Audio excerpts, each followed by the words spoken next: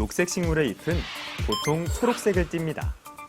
식물의 세포에는 엽록소라는 색소가 있기 때문인데요. 녹색 식물의 세포에는 초록색 색소만 있을까요?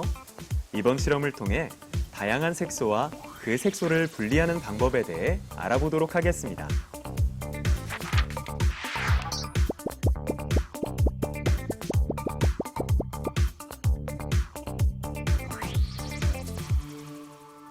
실험을 할 때 유의해야 할 사항에 대해 알아보겠습니다. 이번 실험에서는 아세톤과 전개액을 사용하는데 이들이 휘발성이 강하기 때문에 환기를 잘 시키고 안전에 유의하도록 합니다. 보안경과 마스크를 착용하고 실험용 장갑을 끼고 실험을 합니다. 먼저 시금치에서 색소를 추출하기 위해 시금치 잎을 잘게 잘라 막자 사발에 넣고 갈아줍니다.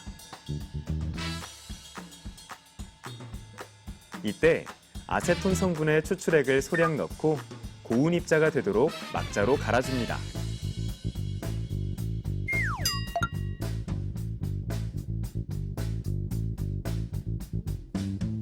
그 다음 TLC판을 준비한 시험관 길이에 맞게 자른 후 원점을 표시해 주는데요.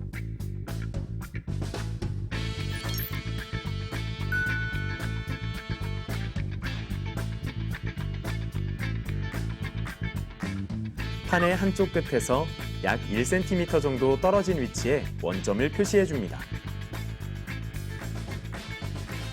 색소 추출액을 모세관으로 TLC판에 표시한 원점에 찍고 말리는데 뚜렷한 결과를 얻기 위해 이 과정을 여러 차례 반복하는 것이 좋습니다.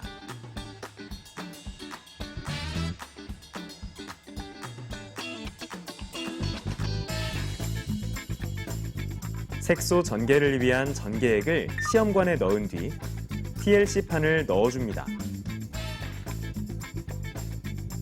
이때 주의해야 할 점은 원점이 전개액에 닿지 않아야 합니다.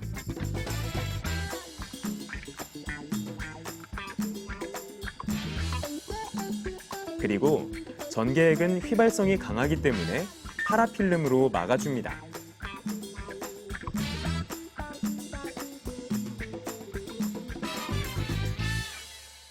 전개액이 TLC판에 흡수되면서 색소의 전개가 일어나는 것이 관찰되나요?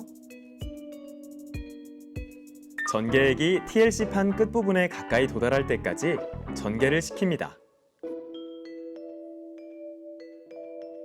전개 과정을 살펴볼까요?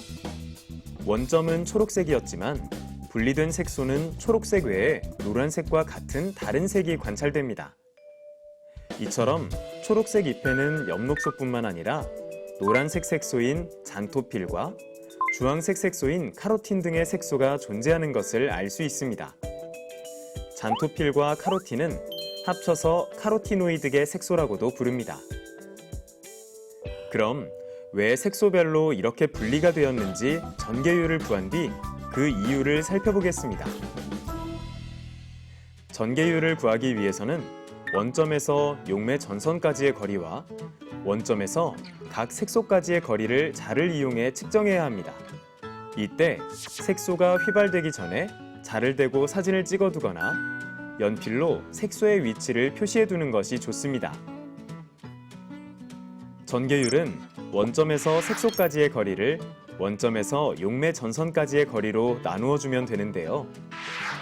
각 색소의 전개율을 계산해보면 원점에서 가장 멀리까지 전개된 카로틴이 0.92로 가장 크고 엽록소 B가 0.76으로 가장 작다는 것을 알 수 있습니다. 이와 같은 결과 색소의 색깔과 전개율을 통해 색소의 종류를 알 수 있습니다. 그렇다면 색소별로 전개율의 차이가 나는 이유는 무엇일까요? 각 색소별로 분자량과 전개액에 대한 용해도 등의 차이가 나기 때문입니다.